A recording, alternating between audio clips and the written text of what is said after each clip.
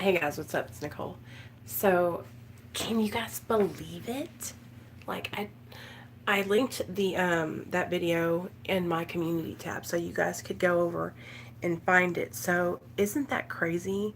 Like it just blows my mind that Child Protective Services could come and take that woman's baby from her like over a poppy seed bagel. You know what I mean? Like and then they had to go home without their baby, you know? And the husband, thank God the husband remembered, hey, it was a poppy seed bagel. And because what if he hadn't remembered? Hey, Melinda, I know, right? What if he hadn't remembered and said anything?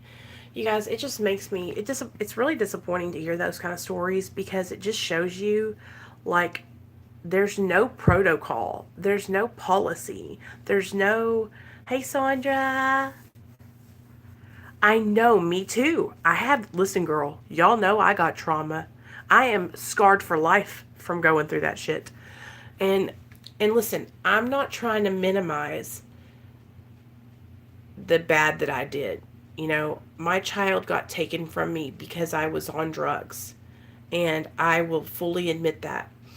But even in my situation, here where I live, I'll tell you guys exactly how it went down. So CPS came to my house and I guess they had knocked and I didn't know that I didn't answer the door because I wasn't here or something. And they left a paper on my door, right? So when I came home that day, I found the paper on my door. And I called them and they told me I needed to come in and submit to a drug test, right? So I did. I went in and I drug tested. And that's when the worker told me, we don't take your children in Arkansas unless you test positive for methamphetamine. And when I went and tested, I only tested positive for benzos and opiates. So I was told that my son would not be taken, that I could go to treatment and they would put an order of protection in. And what that would mean was that my son would need to stay with with his grandmother, with my mother-in-law until I got out of treatment. Okay, and so that was the plan. And so I'm going away to treatment, and then they come back to my house the next day and tell me they're taking him. And so it was just like, what? Do you understand? So, like, they don't have like policies and procedures that they have to go through. It's like, and then also, it's really the luck of the draw. It really just depends on what CPS caseworker you get. Because I've seen caseworkers, you guys, who absolutely didn't give a fuck. Didn't give a fuck. And then I've seen caseworkers who were so strict that you couldn't even. It was horrible. And then I've also seen people who got their kids taken away because people made false calls on them, you know, and then like for not having oh, well, their room, they don't have a place for their clothes to go, right? And there's just little things like that. Here's the thing with me. If you have your child and you are a loving family and you're taking good care of your kids and maybe you don't have the means to like have a big mansion or like a bed for your kid, but your kid has a nice room and has their own space to go to, maybe even your kid sleeps in your room, there's nothing wrong with that. You know, all families are different. I just think that as long as your child's being provided for and they're not being abused, then that's what it is, you know. But it proves this is so crazy because they just go in and do this to women all the time. I have seen this happen time and time again to other girls. I have seen them like test people for drugs that it's just because, oh, well, look at her. I think she might be high. Test her. I'm telling you guys, I'm telling you. It's like these caseworkers, these women and men, it's like they have a power trip and they get off on like seeing who they can fuck with. You know what I mean? In my case, that didn't happen to me, you know? And so let me riddle me this, Batman. So when I was giving birth to my son, I was under the influence. Why did my kid get taken away? Do you understand what I'm saying? Nate didn't get taken away from me until a year later. That's what I don't understand. Like, how did I slide under the radar? You know? And I was strung out, you guys. So that doesn't make any sense to me. So how does this poor woman who is not even an addict get tested and fail for poppy seed bagels, which I've heard that can happen before.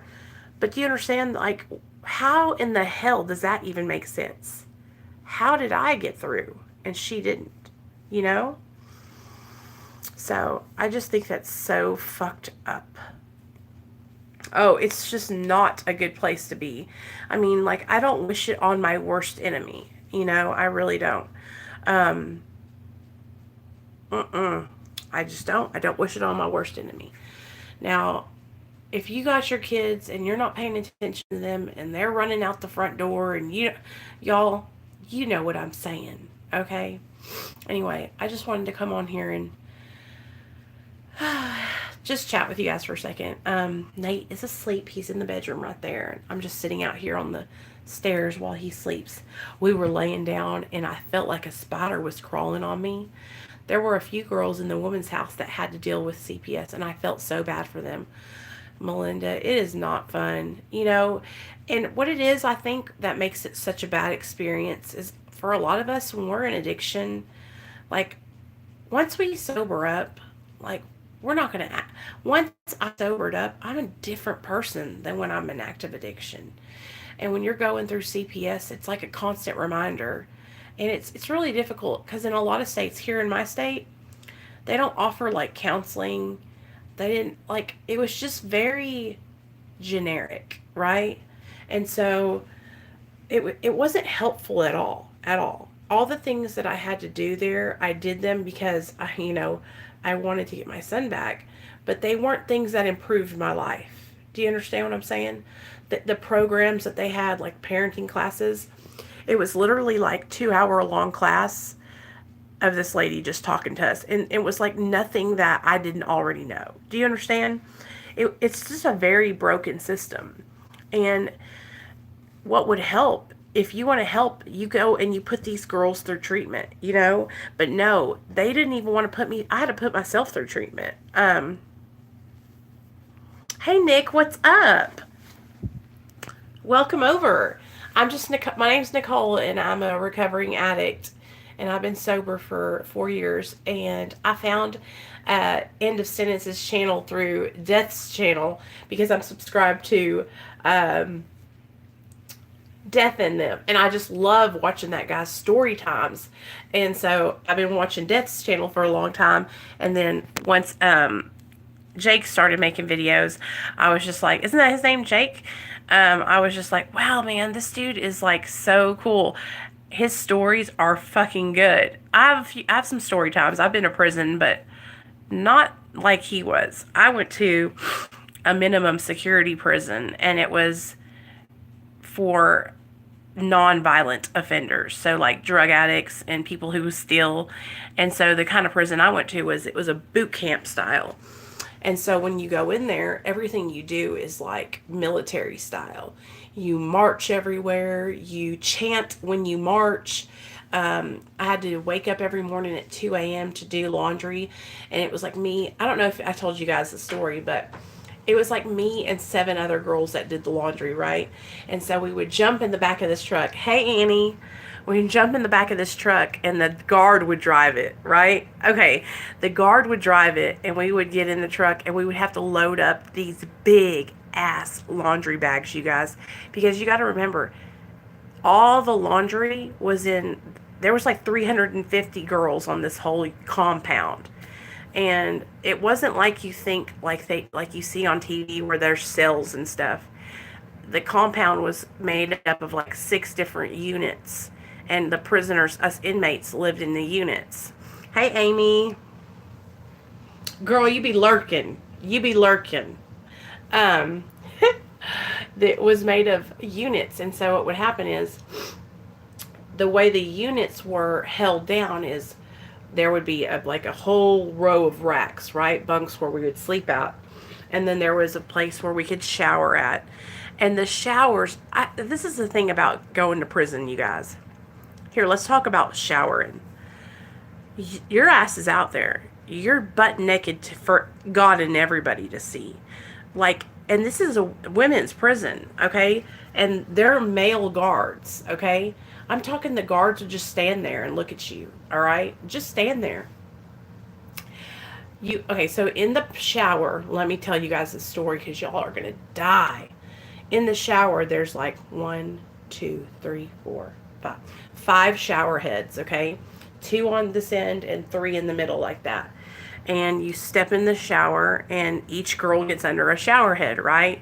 And you do your business. You wash yourself. I mean, you got girls in there, like sometimes we would get razors and we would shave our legs, you know?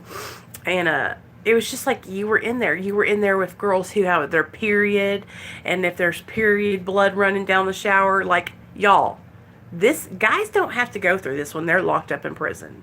Okay? I'm talking like bitches, girls are nasty. Okay?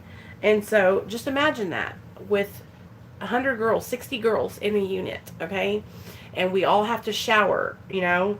And we all shower every day because we are sweating balls off in that compound. Yeah, you're all good, Amy. Don't worry about it. So one day, oh God, I will never forget this girl. There was this girl that was like so sexual, you guys. Like she was always talking about masturbating, always talking about just always being sexual, okay? I would say her name, but we're just going to call her S. Okay? So S was in the shower. I was on this end over here. S was on that end, and there was 3 girls in the middle. This girl had no shame in her game. No shame. So I'm washing myself, and I'm very modest. Like, I'm washing myself. I got my back to the girls, and I'm like, just trying to do my business, wrap myself up and get out of there, right? Well, don't you guys know, like when I was in prison, I always had to be the lookout for folks. Always. People would always come to me and say, DeMeo, watch for the guards for us. Watch for the guards, right? So here comes S. Come and ask me to watch for the guards. So I was watching for the guards. And I turn around and this girl, I kid y'all not, is Tweedledee-ing her Tweedledee in the shower. She's got her leg raised up on the wall. Tweedledee-ing. And I was just like, oh my God. And the only way I can tell you is that this is the song. And ever since then, every time I think of this story, every time I tell this story to somebody, I think of dun dun dun dun dun dun dun. Dun dun dun dun dun dun dun dun. Vanilla ice baby. Dun dun dun dun dun dun dun. I don't know why. But anyway, this is the kind of stuff that these girls would put me up to waiting, looking out for them. I would have to be the lookout. Anyway, there's a quick little crazy story for you. There's a lot of crazy shit that goes down in a women's prison because girls are just like so just, I don't know. Anyway, we would just like really get close and we would trust each other. And when you're locked up together and you're on a compound like that where you're moving around a lot together, it's like, it's different than in the man's prison, you know? Oh God, girl, it was traumatic because, well, you know what? I'm going to be honest with you. It's something that I got used to seeing in prison because these bitches had no sense. Like, I'm telling you, like, they did not care. And then you had girls, like I said, who would hook up with each other. And of course, you know me, I was always a lookout. I would always look out for my girls because I didn't want nobody to get any extra trouble. You know what I'm saying? I didn't want anybody to get like a disciplinary, you know, because that's what would happen if you got caught doing that kind of shit in there.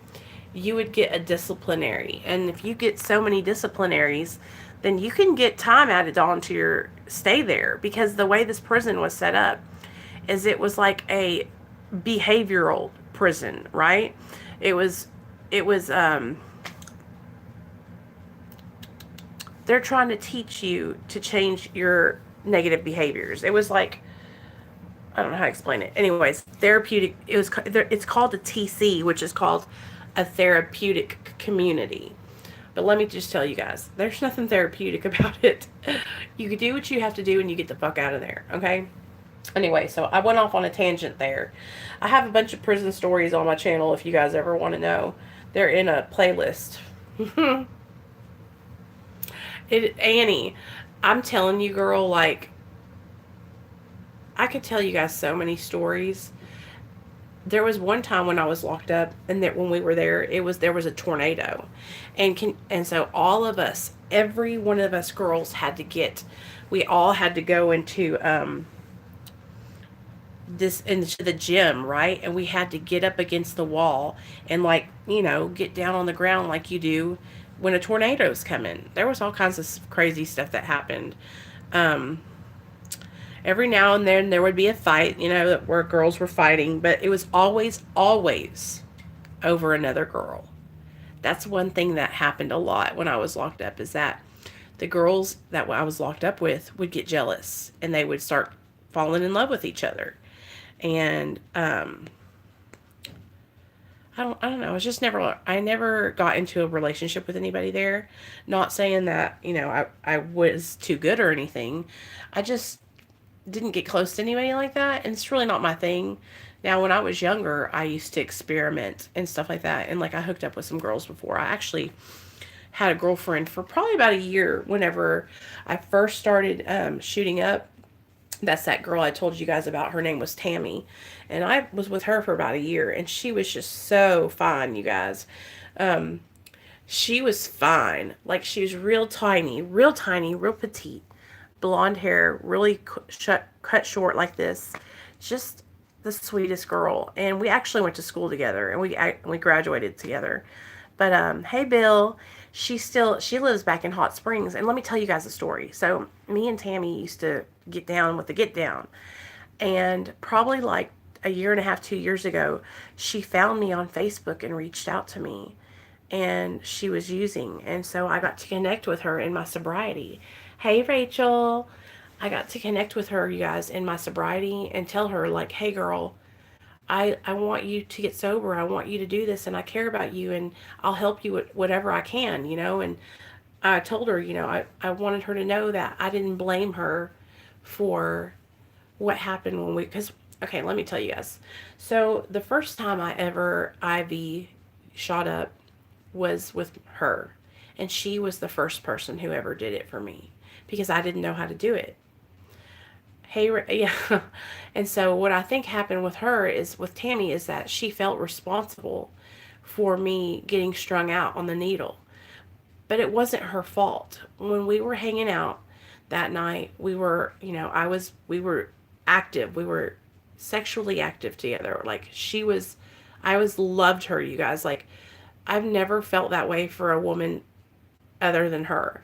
And ever since then. And she was, like, the only girl that I've ever, like, you know what I'm saying? Like, felt like that about. And so I'll be honest with you guys. It's not because I'm gay. I honestly think that methamphetamines and the drugs that I was doing, you guys, like, I would get on with anybody. And she was just so fine that I was like, fuck it. You know what I mean? So whenever we would get high together, I would always see her getting, like, so much higher than me. And you guys got to understand, like, we would spend weeks together, months together, just getting high every day over at this guy's house, right? I've told you guys about him before, Nate. And we would just sit over at Nate's house and get high, right? And then we would get really high, and then we would start fooling around together, and then we would hook up, and then one thing would lead to the other. And so we just started doing that all the time. So I called her my girlfriend. I mean, shit. So one night her and Nate came out of the bathroom, and I was just like, damn, they're, like, high, right? And so I got jealous, and I was like, what's the deal? Like, you guys are, like, doing something without me. Like, I'm pissed, right? And that's when she told me what they were doing, and she showed me. And that's when I begged her to do it for me. And when I look back on that time, you guys, and I realize, like, I think about this a lot because I think about how I started using drugs and how I saw other people doing it, and then I wanted to try it. And then, you know, it was like, and I saw them getting higher than me, and I wanted to I think about my son, and I think about, God, please give me the strength when he gets older, because I don't ever want him to make the same choices I made. Like, I look back on that time when I was with him, with Nate and with Tammy, and my parents at that time, they were great parents, you guys. They didn't know. They didn't know what I was doing. They didn't know where I was at. I had graduated high school, and I was leaving, and I wasn't coming home, and I was running away, and I didn't come back. Like, I left my parents' house and moved out and moved in with Nate and Tammy, right? And I lived with them for a good 6 months, and then I started shooting up, right? And so I really had so much feelings for Tammy. And then once I started using IV, then it just got even more intense, right? And so I'm not even tripping, y'all. Like 6 months after I started IV using, I was pulled over and got a felony. And so when I got my felony, it was like, whoa, I got to get my life right. So I moved back in with my parents, and I tried to get on the right track, but it was like at that time, I wasn't ready to get totally sober. I was still trying to figure out like ways to stay high and ways to get high but not get sober. You know what I'm saying? And so I would like try to just do Xanax or try to just drink and or try to just like smoke pot, and everything wasn't working, and that's why I got sent to prison, because I was failing drug test after drug test. And so my probation officer finally revoked me and sent my ass to prison. But like, I'm telling you guys, like, there's nothing that you guys haven't done, that I haven't done, that you guys could tell me that would surprise me. That's why, like, if you're ever struggling or you're going through something, or you think, oh, well, Nicole's going to judge me because I've done this. Lies. Lies. There is nothing that you could tell me that I would ever judge you for, because I have been there. I've been there. I'm telling you guys, like, I've had my son taken. I've gotten turned out by dope dealers. I've had sex with women. I've done crazy shit. I've stole shit. I've stole dope from the drug dealer and ran off, and then he found me. I don't even think I told you guys the other day when I was telling you all that story. When he found me that day and he pulled a gun on me, you know how much money I had on me? $15. So I was so glad he didn't find me with more money. But I never saw that dude again, because after that happened, like, I started jumping ship from Hot Springs, ever. And you guys, listen, like, I really hope that comes across when I'm sharing with you guys. What's up? Hey, buddy. I hope you guys hear that in my voice and in my tone and in the way I speak to you guys. Because, when you're talking and you're watching other YouTubers, and they almost come from this place like they're preaching at you, or they're talking down to you, or they're talking like they're better than you. Like, I just want you guys to know, like, I'm not better than anybody. Like, I'm just trying to make it. I'm just trying to make it, and I love having a YouTube channel, and I love sharing my experience with recovery and addiction with you guys. I love sharing my life with you. I love telling you guys stories. I love freaking y'all out and telling y'all crazy stories, because when I think back to when I was younger, and I think back to all that shit I did in my addiction, y'all, I know I was crazy. I know I was crazy, because I was strung out. I would do anything for dope. And so when I tell you guys these stories, please believe. Please believe. I would never tell you something that wasn't true. See, Sandra's been there. Sandra knows what it's all about. And that's the thing, you guys. Like, these are the things that will happen to you if you continue on an active addiction and you keep on doing the kind of things that you do when you're in active addiction. Eventually, you'll get to that point where you're like me and Sandra, and you're getting pistol whipped and chased down by your drug dealer. You know, because addiction and drugs will take you nowhere but to death or jail, right? Aw, thank you. You know, I am glowing. Thank you for noticing, my dear heart. Um, I have my most wonderful moisturizing skincare on, and you're the second person that said that today, so thank you. um, you guys, I'm telling you, like, if I knew what I know now, if I knew then what I know now, man, I'm telling you what, the wisdom that I have gained from going through those experiences,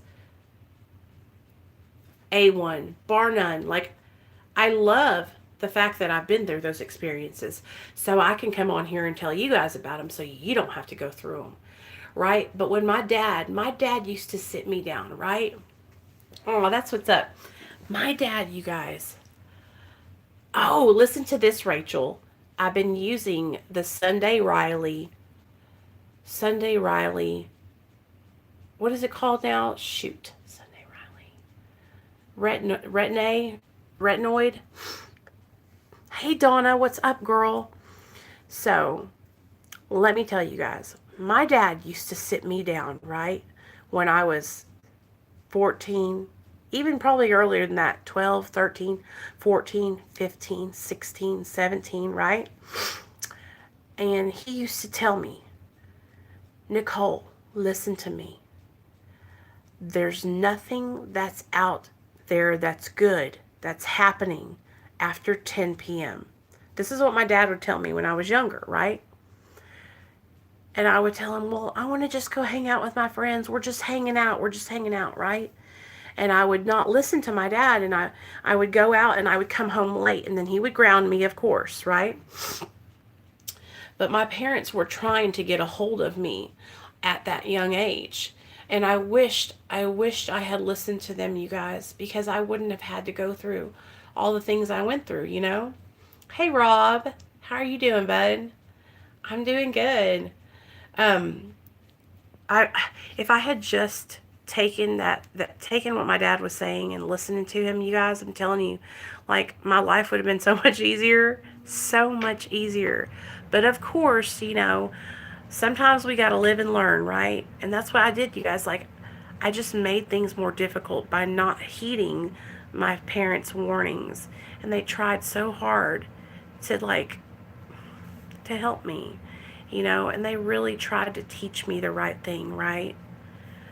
Yes, yes, Donna. And my dad would be like, you don't need to go out with these people. They're not good. They're not cool, right? Because I was like, oh, well, Dad, and this is when I was younger, guys. Psst. Once I got hooked on dope, nobody was going to stop me, right? Yes, that's exactly what I thought. I was like, oh, they're just old. They're just lame, right? And I was just stupid. But I'm going to tell you this right now, y'all. Although that I wish that I had listened, I am grateful that I'm alive. Like, listen, I know that I'm a miracle. I know that you guys are miracles. Anybody who can put drugs into their body and stay alive and not die, okay, is a miracle. And the fact that you're not using is a miracle. So just remember that, you guys. And if you're struggling and you're relapsing and you're staying back and forth in addiction, you guys, just know this. Just know that there's a way out and that you're not alone and that all you got to do is reach out for help. And I know that might seem like the hardest thing to do, but I'm just going to let you know that it's really not that hard. You just got to do it. And once you do it, that's going to open up a whole new world, you know? That's what I had to learn. It's like, I didn't want to ask for help. I was embarrassed. I was ashamed. I thought I was lower than low, you guys. Like I said, I was walking on the road, homeless, talking to myself, right? One night, the police found me walking down the road, talking, jibber-jabbering, hallucinating. And I remember they got my phone and they called my mom. And my mom said, yes, sir, we know that our daughter's on drugs. And he said, well, ma'am, I think she's really in trouble. I think you really need to come and get her. And my mom said, no, just take her to the ER and drop her off there. And so they did. They dropped me off at the hospital, and I went into a coma. And I woke up 7 days later from a coma, and my mom was sitting there beside me, crying and worried and telling me that she thought I was going to die. And she asked me, she said, how long? Do you know how long you've been here? And I was like, no. I thought I'd only been there for like a day or something. I knew I was in the hospital because I remembered being taken by the police. And but I just don't remember anything after hallucinating in the ER room. And I can remember just wanting to go out and muse that day, because I just didn't have a solution, you guys. Rachel, you're doing a great job, girl. You just stay on your medication and you do whatever you need to do to stay on the right path, okay? And whenever you make the decision, whatever you want to do, you are always welcome here on my channel. Y'all know the tea about that. And that's why I made that video, you guys, earlier about the truth about Suboxone. Because I don't want, and methadone, I don't want you guys to ever feel shame for reaching out and getting help. Okay? For many, many years, I didn't take, for many years I tried to do things the way that society and everybody here in my state said you need to do it, right? I know that, right, Rob? Okay, exactly. And when, here where I live, like I tell you guys, that's why I love AA, because I love the program, but for me, I needed a little extra help. And that's why I try to share with you guys the big book and read with you guys and on Tuesdays and show you guys about all that kind of stuff, because I do believe that while you're on medically assisted treatment, you need to also take part in some therapy and some other recovery programs. That's to make sure that you are getting the best care and treatment that you could possibly have. So you know what? This is what I always think. Why just do one thing? If you can get on medically assisted treatment and do therapy and do AA or NA, shoot, do them all. You know what I mean?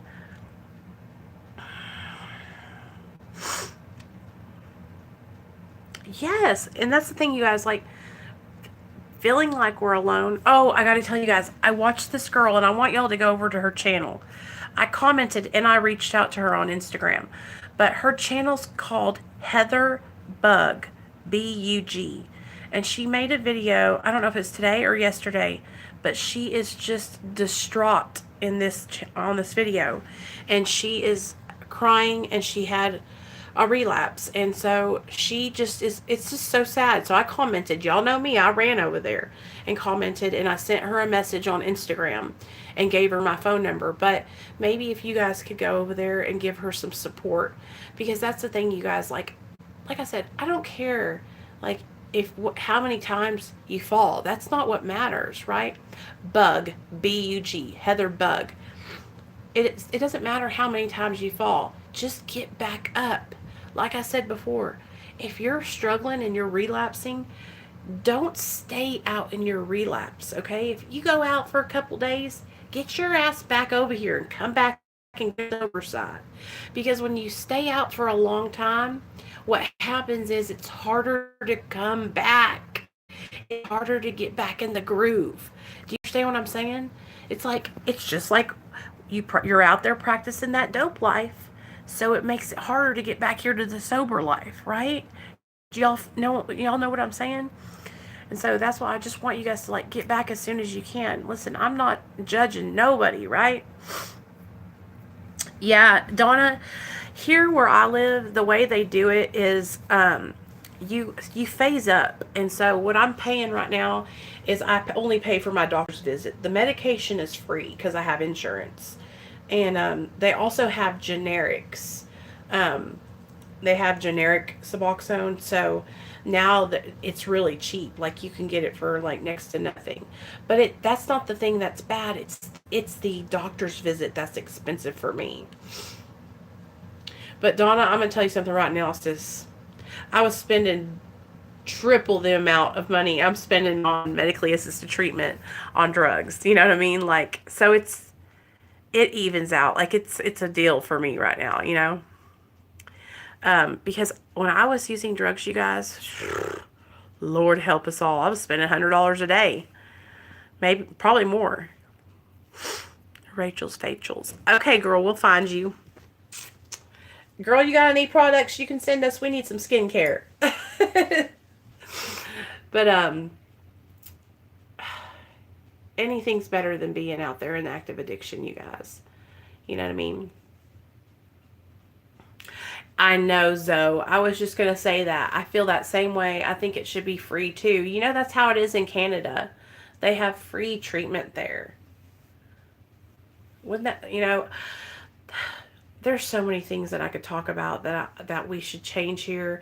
You guys, I was talking to a young man yesterday on the phone, and he's young.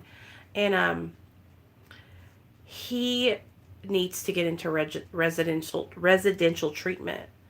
And the way it's so the system is so broken because everything is just so broken in the United States.